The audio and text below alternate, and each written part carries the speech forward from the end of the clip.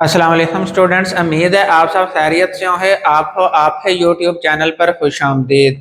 आज हमने chapter number 1 का टॉपिक जो पढ़ना है उसका नाम है role of nervous system and gastrin hormone on the secretion of gastric juice. Gastric juice जो है ये मैदे के अंदर पैदा होता है और ये प्रोटीन ही डाइजेशन में मदद देता है और ये एक जिस्म है अंदर मैदे में जो है वो एक दिन में 2 से 3 लीटर जो है वो पैदा होता है। अब ये जो रेस्टिक जूस है इसके पैदा होने में जो है वो नर्वस सिस्टम और हार्मोन जो है वो अपना रोल प्ले करते हैं, यानी इसके पैदा होने में नर्वस सिस्टम और हार्मोन जो है वो इसे कंट्रोल करते हैं। इसके अलावा मैदे के अंदर मुख्तलिफ सक्रेशन जो हैं जिनमें आ जाती हैं रेस्ट्रिन, सक्रेटिन, रेस्टिक इनहिबिटरी पॉलीपेप्टाइड और होलिसिस्टोकाइनिन। इन जो मैदे है अंदर ये जो सक्रेशन है इनको भी जो है वो हार्मोन जो है वो कंट्रोल करते हैं। अब मैदे से पहले जितनी देर खुराक जो है वो आपके मुंह के अंदर रहती है, ओरल कैविटी के अंदर रहती है, उसे हम नाम दे देते हैं ये सिफेलिक फेज है। अब इसमें जो स्टिमुलेशन होती है वो होती है टेस्ट, स्मेल, च्यू खाने हो चबाना, खाने हो निगलना या खाने के बारे में सोचना। तो ये 4 जो हैं वो स्टिमुलेशन हैं जिनकी वजह से जो है नर्वस सिस्टम की तरफ मैसेज जाता है, ब्रेन की तरफ, सेंट्रल नर्वस सिस्टम में ब्रेन की तरफ मैसेज जाता है रेस्टिन हार्मोन है पैदा होने के लिए और रेस्टिक जूस है पैदा होने के लिए। तो अब ब्रेन है अंदर एक पार्ट है मिडोला और मिडोला है अंदर एक हिस्सा होता है जिसका नाम है फूड स्टिमुलेटिंग सेंटर। वहां पर मैसेज पहुंचा दिया जाता है और वहां से फिर जो है वो रेस्टिक हार्मोन जो है वो सक्रीशन की तरफ पैदा होता है। अब जो मिडोला जो है उसके अंदर जो फूड स्टिमुलेटिंग सेंटर है ये जब मैसेज भेजता है, इफेक्ट भेजता है, तो ये वेगस नर्व के जरिए से भेजता है। अब वेगस नर्व जो है वो एक न्यूरोट्रांसमीटर रिलीज करती है जिसका नाम है एसिटाइलकोलाइन।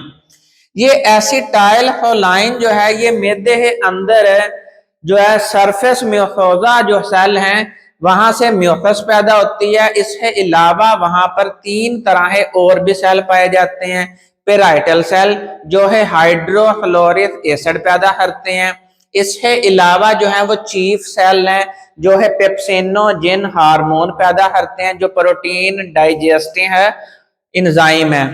अब ये जो पेप्सिनोजेन जो है इंजाइम जो है वो इनएक्टिव होता है। इसके अलावा वहां पर जो तीसरी किस्म के सेल पाए जाते हैं उनका नाम है एंडोक्राइन सेल। जैसे ही एसिटाइलकोलाइन न्यूरोट्रांसमीटर जो है ये मैसेज लेके पहुंचता है तो एंडोक्राइन सेल से जो है रेस्टिन हार्मोन रिलीज होता है।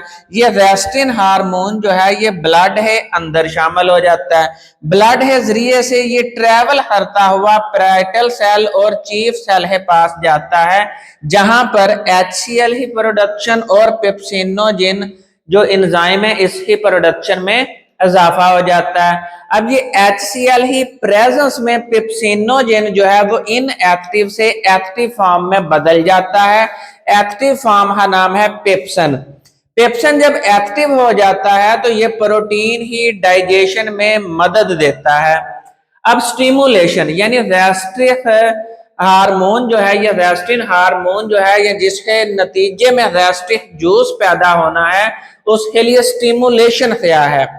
आपकी खुराक में जब अमाइनो एसिड, पेप्टाइड और प्रोटीन शामिल हो तो तब ये जो जूस है ये पैदा होना शुरू होता है और ये जितनी अमाउंट में ज्यादा है आपके खाने में यानी प्रोटीन, पेप्टाइड और अमाइनो एसिड, ये रेस्टिक जूस भी जो है वो उतना ज्यादा पैदा होता है। इसके अलावा जो है वो एसिटाइलकोलाइन का एक और फंक्शन है मसल कंट्रैक्शन। ये मसल को फैलाने और सकड़ाने में भी मदद देती है। तो इसकी वजह से जब मसल कंट्रैक्शन होती है तो इसकी स्पीड कम होती है लेकिन इसकी जो एक शिद्दत है इसकी, जो पेरिस्टालिक वेव की जो शिद्दत है उसकी वजह से जो स्ट्रेच होता है मेदे की दीवारें जो है वो उसके अंदर जो स्ट्रेच रिसेप्टर्स होते हैं वो स्ट्रेच करते हैं, फैलते और सुखड़ते हैं, जिसकी वजह से मेदे के अंदर आपका खाना जो है वो मिक्स अप होता है। अब मिक्स अप होने के बाद में ये आहिस्ता आहिस्ता पेरिस्टालिक वेव जो है वो इतनी शिद्दत अख्तियार करती हैं आपके मेदे में जो पड़ा खाना होता है जो है वो अब फाइम ही सूरत में तब्दील हो चुका है। जब वो एसिडिक मीडियम है अंदर वो तैयार हो चुका है तो वो एसिडिक फाइम बन चुका है।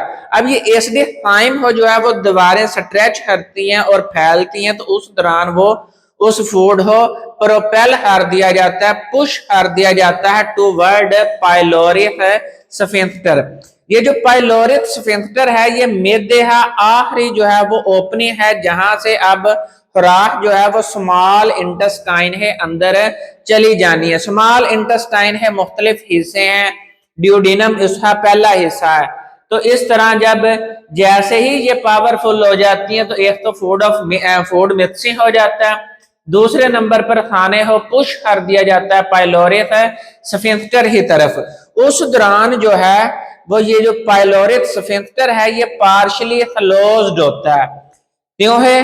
अगर ये ओपन हो तो जैसे ही मैदा जो है वो दीवारें फैले और सुखड़े, ये तो फूड जो है वो स्लिप हो है स्मॉल इंटेस्टाइन में चला जाएगा, इसलिए इसका पाइलोरिक स्फिंक्टर और ऊपर से कार्डियक स्फिंक्टर जो है ये बंद होते हैं ताकि अंदर मिक्स अप भी हो जाए और प्रोटीन ही जो है वो डाइजेशन भी होनी शुरू हो जाए। तो जब ये एसिडिक फाइम बन जाता है तो उस टाइम ये पेरिस्टालिक वेव यानी मसल कंट्रैक्शन शिद्दत इख्तियार करती हैं और आपका खाना जो है फाइम की सूरत में स्मॉल इंटेस्टाइन है पहले हिस्से जिसका नाम ड्यूडेनम है उसकी तरफ जो है वो पुश कर दिया जाता है। तो इस तरह जो है ये गैस्ट्रिक जूस जो है डाइजेशन ऑफ प्रोटीन है अंदर मदद देता है। तो मैं एक दफा साइड पर हो रहा हूँ, स्क्रीन शॉट ले लें। नेक्स्ट वीडियो में हम नेक्स्ट टॉपिक के साथ मिले हैं, उतनी देर दुआओं में याद रखें। फी अमानिल्लाह।